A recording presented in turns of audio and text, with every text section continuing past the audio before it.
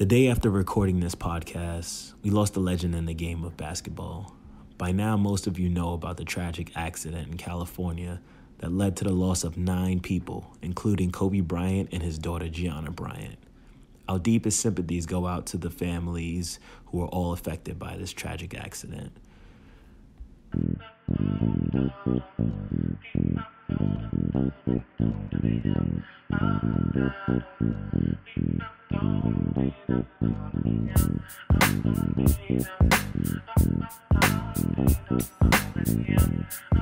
Hey, real quick, are we watching the Super Bowl? No. Hell yeah. I'm with you. Hell yeah. Nah, I'm good. I gotta be that's good for you. Yeah. All right. I'm just, you know what it is for me? First of all, I don't even know what team is playing. Do you know? Of course I know. I don't know. So can you tell me? So it's the 49ers and the Chiefs. Okay. 49ers, interesting. Cap was there. That was the last time they was at the Super Bowl, but all right. Well, they're there again. Oh, the last time, yes. You're right. Yes, that was the last time it was there. As a former football player who has turned that shit off and has a 2-year-old son who doesn't even know what football is, I'm very proud that I'm like, we are the invisible number that the NFL doesn't recognize, which is black men who have literally stopped watching football since Cap. I ride for Cap. I will always ride for Cap. And their numbers have been going down.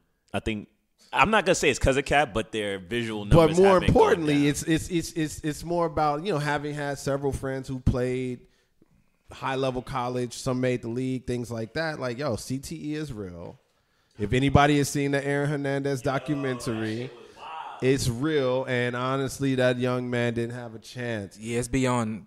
Yeah. All I'm trying to say is that for me, I know who, because I'm a curious individual. I watch ESPN. I know, Mahone is killing it and things like that. I still will always have a place in my heart for the game, but I'm 3 years out at this point, and I'm not going back, until there's a black owner, until somehow they make right with Cap. Even after that, I don't think I'm going to go back because I just don't really want to introduce that to my son. So that really, I guess, ladders up to the Super Bowl in the sense that I'm just not interested. I'd rather know what fucking Luka and, why is Trey starting in the All-Star game over Jimmy. That's more interesting to me now because what has happened at the same time that the NFL has gone through their issues, the NBA has become this 365-day entertainment thing. I'm all about the league. I'm all about summer league. I'm all about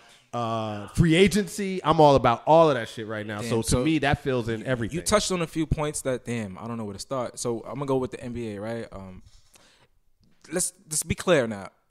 They're all big companies. They're all like partners, and regardless how you want to look at it, they all run 12 months a year, which campaigns run 12 months a year. We have to be clear from a marketing standpoint. I can't not watch the fucking NFL.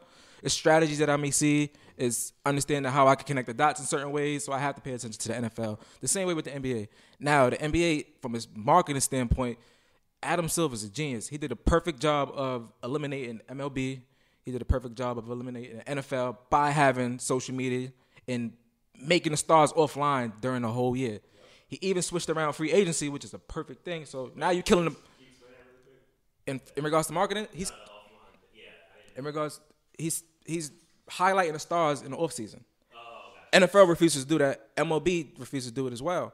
So they're highlighting it. So that's why the NBA had so much value right now. That's why they can go global at this point in time. So that's the next move, which is in regards to Luka, right? Mark Cuban is an amazing businessman. He understands these things and he got Luka.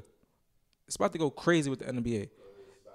But now, again, with the NFL, I got to pay attention to it. You get what I'm saying? So even in regards to influencer marketing for NFL players and things like that, NFL players that want to build brands and things like that, I got to pay attention to everything that's going on. So, yo, that was so well said. I appreciate that. Yo, quick question. If, not to make it a black-white thing, but if Luka had if it was like a Magic Bird situation, who would be Luka's Magic? Like if you had to put two. No, but I mean like 8, like No, but But wouldn't it isn't have to James be a Harden a little bit person- older? Like, but Magic and Bird had a story from college. Yeah. Right, and like, Which they have. So oh, okay. they throw. Okay. No, Luka has a story. He's been balling professionally since he was like 14. So that was Which is what the NBA is going to do moving forward if you're paying attention. So in the USA. So then I would have to say then probably Zion, right? Because like Trey Young. Or Trey. Okay, Trey Young.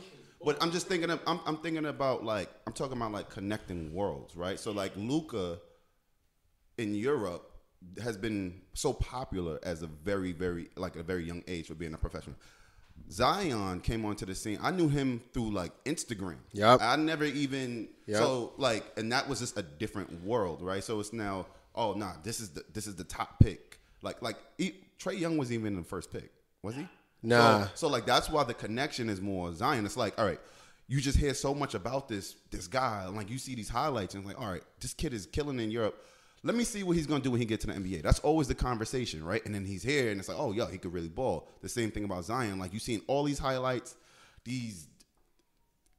Zion is like Serena and LeBron's baby. You know what I'm saying? Like genetically. Not genetic. Like he's like, he is that super athlete, bro. So now you see him in NBA. Can Zion really ball? So there's always this conversation around the hype. Well, 500, I agree with you in the sense that like Luka and Trey are always going to be connected because they were traded for each other. But more so is going to be the legends of DeAndre Ayton and Marvin Bagley III. They're going to be the like Sam Bowie of the situation. For those that don't know, Sam Bowie was taken before Jordan. Mm-hmm. And he was this, dude that was a big man, just like Ayton and Bagley. And so forth, but he never panned out, got injured, and was gone, right? Ayton is balling right now. But he ain't no Luka. Wait, they're balling right now. I would get rid of Rubio. I hate him. It's a horrible point guard to me. But I just think Luka is going to change the game because what he's done is he's taken everything that Harden does and everything that Magic has done in terms of like a point guard, a big point guard, and adding like Euro shit that we have never seen, and bang, he plays at his own speed and all these other shit. He's going to change the game. All right, to Rose's point, I get what you're saying with Zion now because top picks are supposed to change the team, and Luka is doing that. Trey Young isn't changing the team. They're not winning, but he's balling. But Luka is changing the team. Yeah. He has no pieces around him. You think Trey Young got the pieces? Getting busy. And the reason why I said that is because like, the face of the league. So we're talking about at the time, Magic and Bird were like the faces of the league. They saved basketball. Like, the NBA was waiting. They could not wait to get their hands on Zion. And then even just from, people looking at it, and it's like young white kids growing up, and they're saying like, damn, I wish there was a player who could ball look like me. That's Luka. So that's why I'm like, yo, you bring those two worlds together. I mean, this is the thing. Like, I mean, obviously you could break it down on some black-white shit, but I got League Pass, so I watch every game. I got NBAforfree.com. A word? Put me on after this. It was good because I pay way too much for these guys. I just did.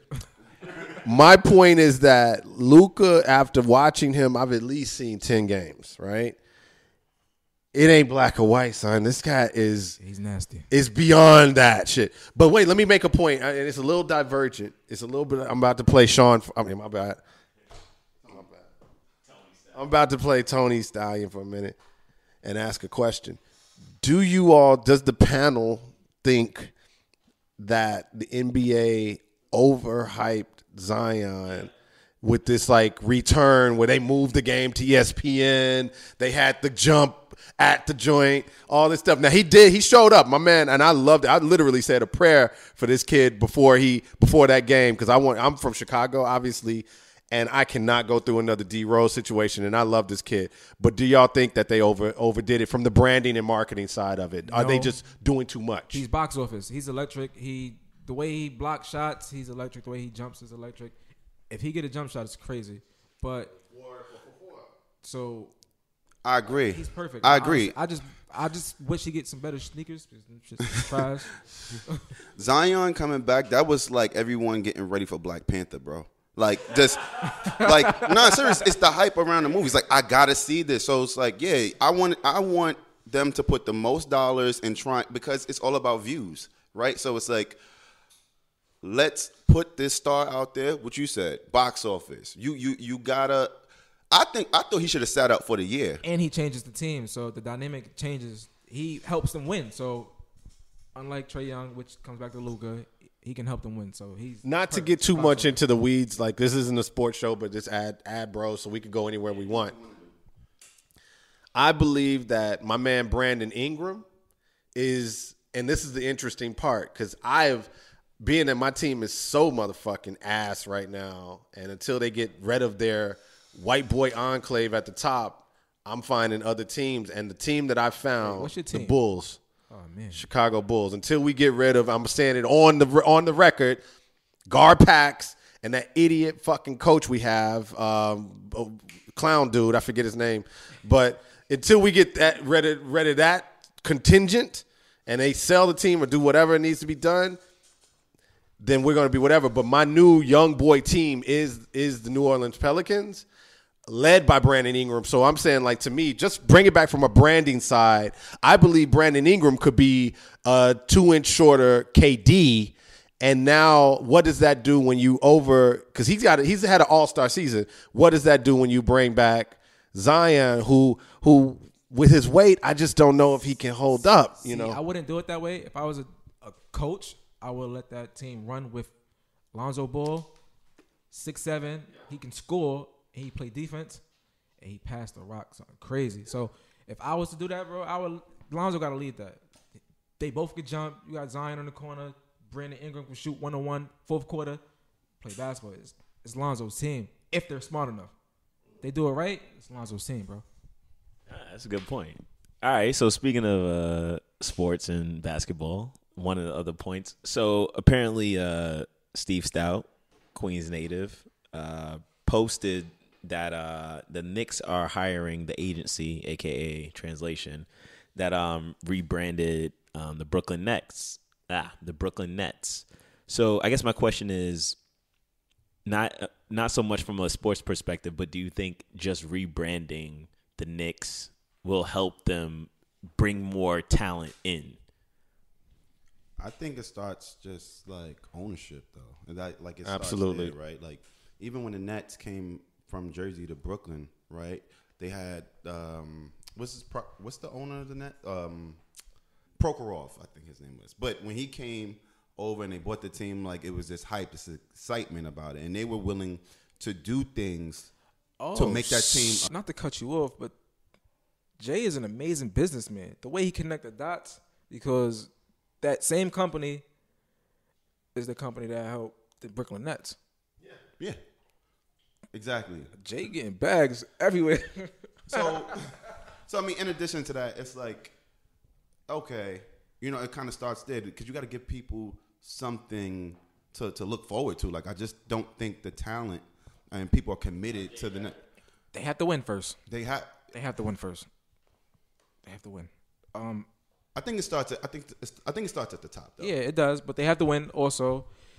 But from a standpoint of rebranding, he's the perfect person because he's deeply rooted in the culture, regardless how you want to put it. Steve Stout is everywhere, music, sports, his connection with the NBA already. So he's the perfect person. Well, this is an interesting thing because this is kind of goes back to our conversation we were having before we started recording with regard to the move that Jay made with the NFL. Is this not a smaller version of that with Stout and in the Knicks? Meaning, like, Stout's basically coming in and saying, Knicks, look, really, Dolan, I'm going to give you my credit, right? I'm going to share my influence with you, and thus, whereas you couldn't land KD and because this will have straight up on the court implications eventually, where you couldn't get Ree and KD last year. Now I'm going to probably be secretly working things behind the scenes to which an AD may look at you, you know, because you obviously already have the biggest market in the world. You're the everybody. LeBron said it when the NBA is better when the Knicks matter, right? I mean, as a Chicago fan, fuck all that, but whatever. I live here, but the point is that, like, my point is that I believe Stout, though not Jay, still has a level of credibility with athletes and their handlers. It's called leverage. Yeah, and that's going to help the Knicks. He's going to be basically like a shadow GM. He could position himself as a shadow GM because Mills and what's the name of the brain trust?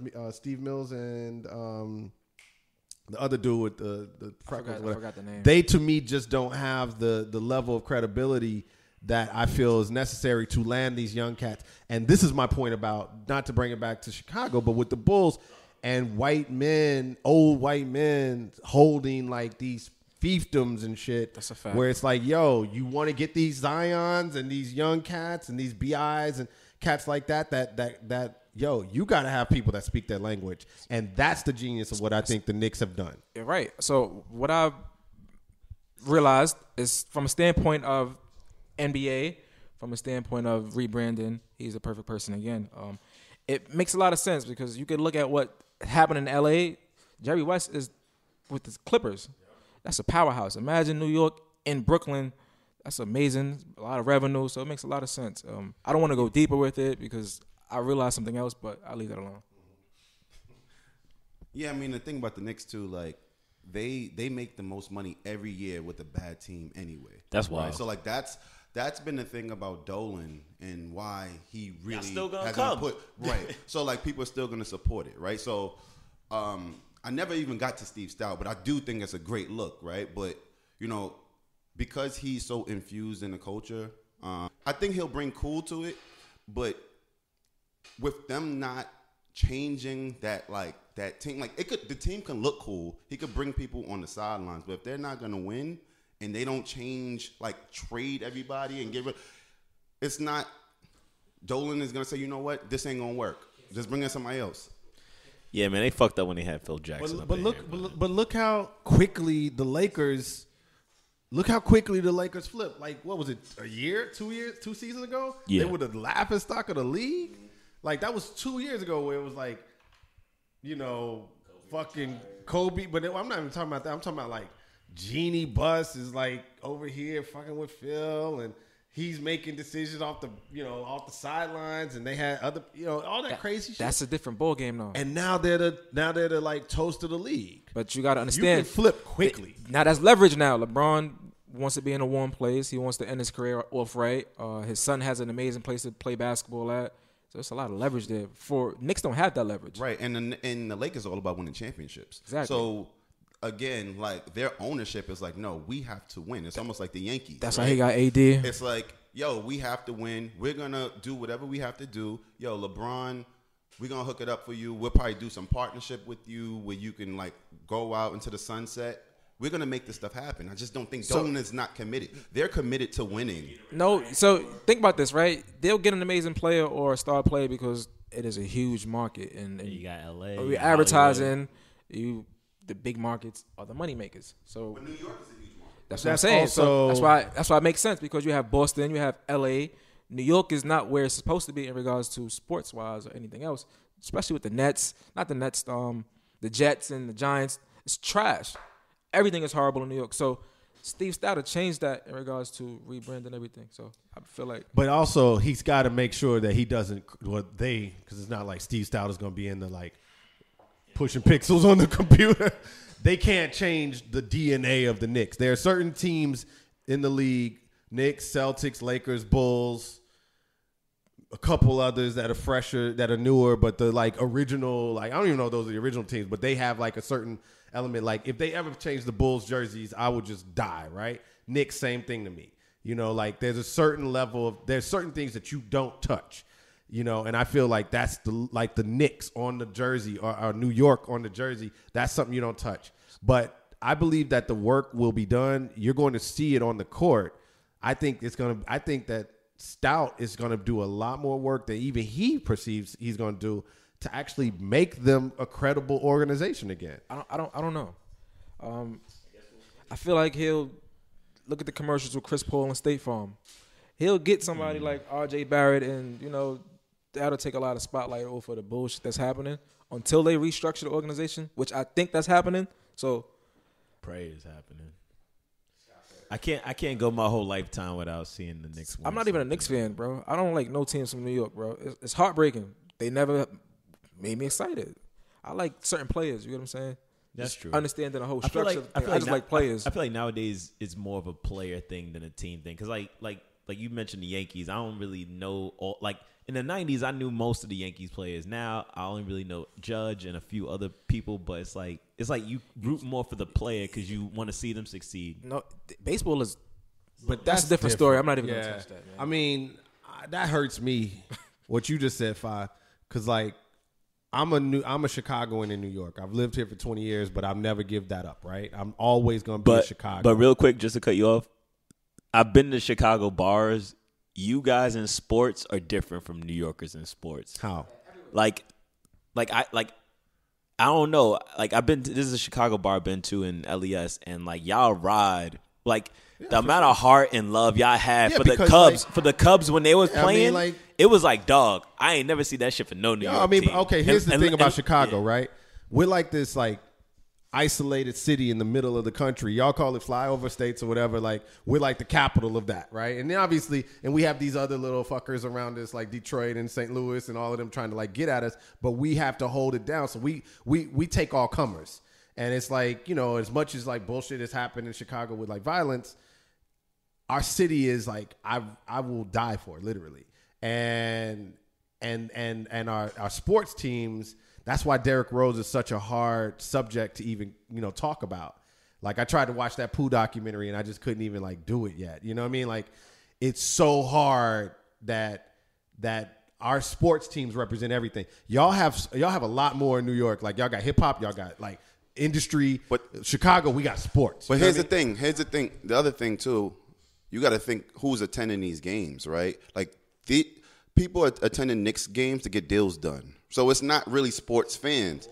It's like, okay, we're going to buy out the most expensive seats, and those guys are those Wall Street guys, and they're going to execute these deals. Cool. Like, yeah, do I want to see the Knicks win? Yeah, maybe, kind of, sort of. But that's what takes it back to the Dolan situation, because if you know that you're going to come in first place every year with the most spend in revenue every year, in and out. If you have a good product or a bad product, why would you change it?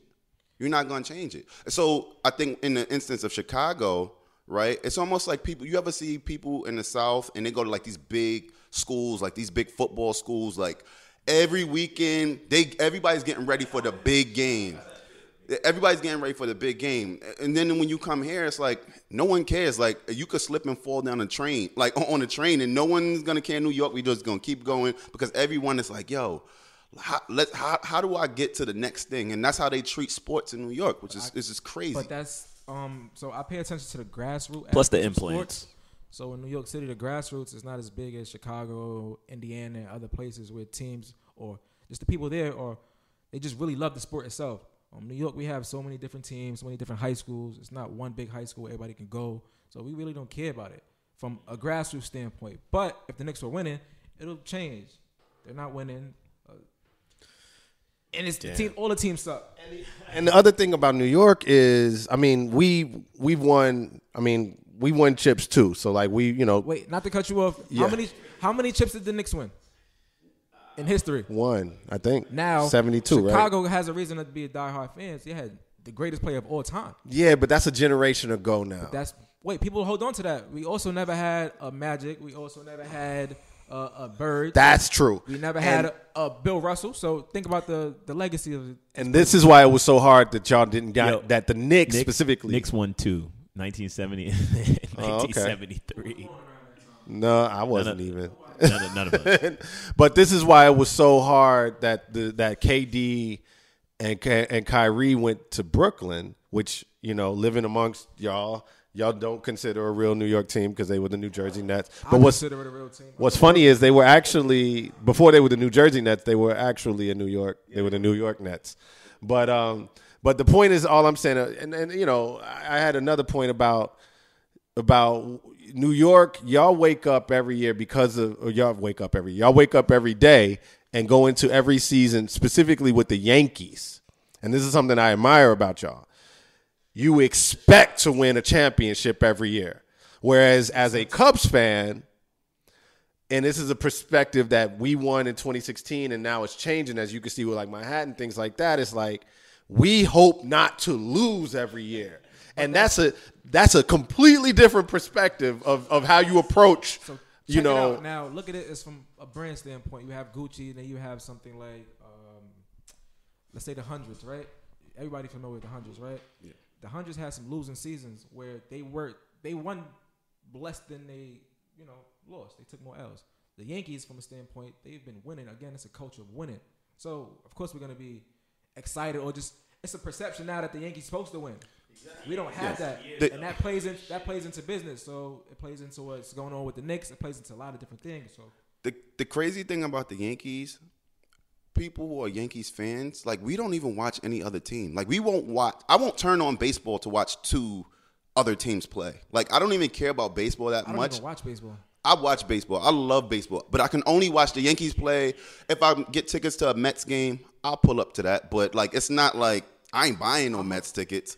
So the thing is, it's like that's kind of been embedded in my mind to say like, yo, the Yankees is about winning so much. Like I want to see a winning product. I don't even care to see anything else. So I'm kind of upset about the MLB that they didn't do everything they can to get Kyler Murray. Just from the standpoint that Nike is going to be running the league, making the jerseys. And you know how Nike tells stories. Kyler Murray would have had a bag. He would have been the face of the league. And it would have brought, the culture there. So I'd have did everything to get him. I mean, I'm from Queens, and I'll pull up to the Bronx just to see Yankees. Point and it's just a 7 train right over. I think y'all spoiled. Y'all is like spoiled of riches. You know what I mean? Like because we got 2 teams for every sport. Yeah, that's crazy. That's why it makes sense with the Knicks and the Nets. And you were spoiled in the '90s with Jordan, so.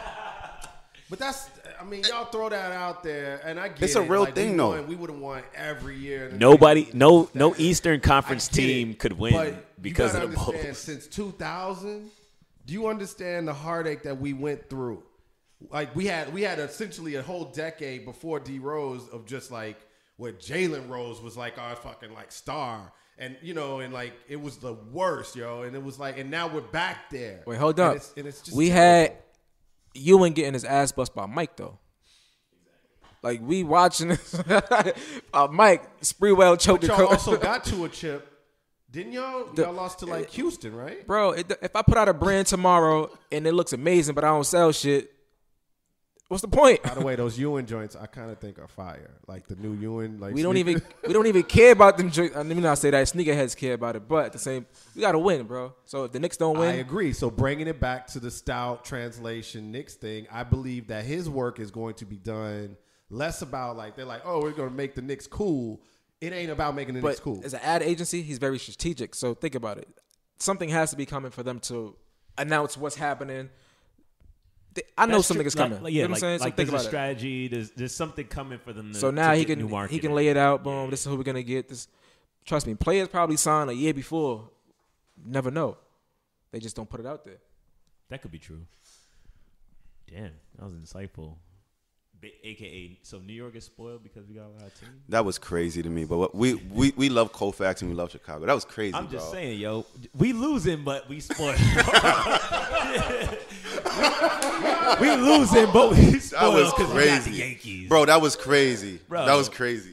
Our Giants, our quarterback. I'm about to name a street. Is the Dorf Jeter and Rivera, like the streets. Like y'all got Jeter is the and then Aaron Judge. Like, come on, son. Like y'all got no, but you forget though. Eli just retired. He even got y'all 2 chips. That's what's up. I got 1 Super Bowl. Not that I fuck with the NFL today, but 1 Super Bowl in my entire lifetime. That's wild. You know what I mean? Like y'all got so much, and you don't even. When I meet a New Yorker and y'all and they're like, yo, I fuck with like my favorite team is like the Cowboys or the Lakers. I just that's that 90s shit. Because I'm just that's like, that 90s shit. Y'all the Cowboys got so much and you don't even realize. Gotta remember, New York is still a big ass melting pot of different cultures and things. But I'm talking about born and raised. Their parents came from the South. A lot of them. Think about it. They migrated from different places. Because in the 90s, a lot of their parents, they pops was like, yo, Cowboys. So that's why. Let me ask you a question, right?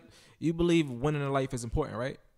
For sure. So, as businessman, you're not gonna cheer on a team that's losing. Like you're gonna look at the winners. Like Aaron Rodgers, he's a problem. I like him. He won. So Here's the difference. In Chicago, like I believe that it's like once you're born and raised there, it's embedded on you. It's like I can go nowhere else in the world. And I've lived in Atlanta, D.C., L.A., here, and I've never once said or gone anywhere in any of those towns and been like, oh, okay, I fuck with this.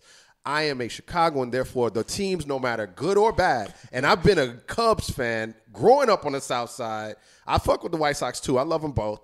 But I've been a Cubs fan since birth, and that's what I'm saying. And I knew one day, just like the Knicks, y'all going to win one day, and it's going to be the best thing ever. You know what I mean? And when they won, it was the best thing ever because you ride for your team. Honestly, if the Knicks win a championship in my lifetime, they got to shut down the city for it, like the whole day. Like, you got to. So, just being in regards, like I told Rose earlier, from a standpoint of marketing, once you get in it and you start doing research and things like that, we know what's happening. So, I'm for the player regardless, because as a former athlete, it was hard making it through sports, right? And we know that the 1% that makes it to the league, they went through some shit. So, I'm a fan of the players because a team can ship your ass off at any given moment.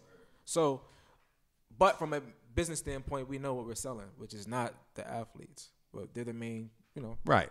It's still a logo. I hear you. That's an entirely progressive new way of thinking in terms of like I believe that the NBA did it, and once again, like you mentioned, Silver being a genius, and partnering with, I think it was Amex or whomever, so that if your favorite player leaves and goes to another team, you could within the season you could get their jersey of the new situation. That breaks my heart because I believe yet again, I want to raise my kid. My kid was born in Brooklyn. Hopefully, will remain in Brooklyn or whatever. And he'll always have that attachment to a place. And a team allows you to be attached to the place versus the player. As much as I am all for players' rights and players moving and get your bag, young black men, rock the way you rock.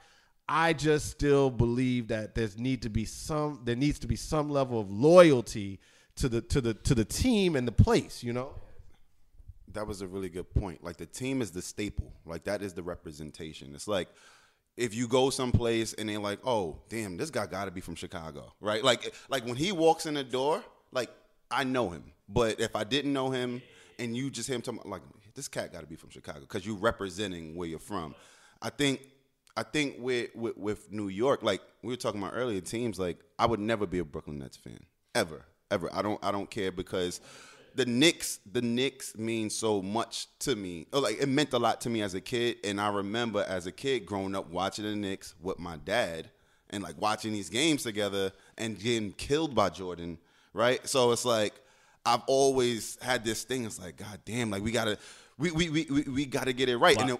While you got the antithesis in Chicago, these motherfuckers is shutting down the city out of the park, watching Jordan fucking demolish the Knicks. Exactly. Like there's certain things that, to your point, there's things that mean a lot to you. Like the Knicks is one of those things. Like I don't know, it's a bad product, it's a terrible product, but what makes the Knicks a bad product?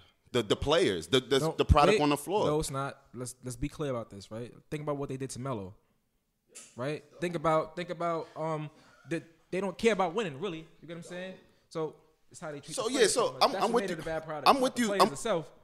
Like that's why it's not Dylan. It's Dolan. That's why the Bulls are trash right now because they have good pieces. Kobe White can start right now.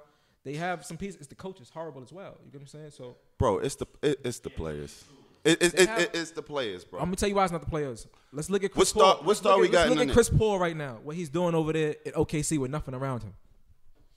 He's balling right now. He has nothing around him. The coach is letting him.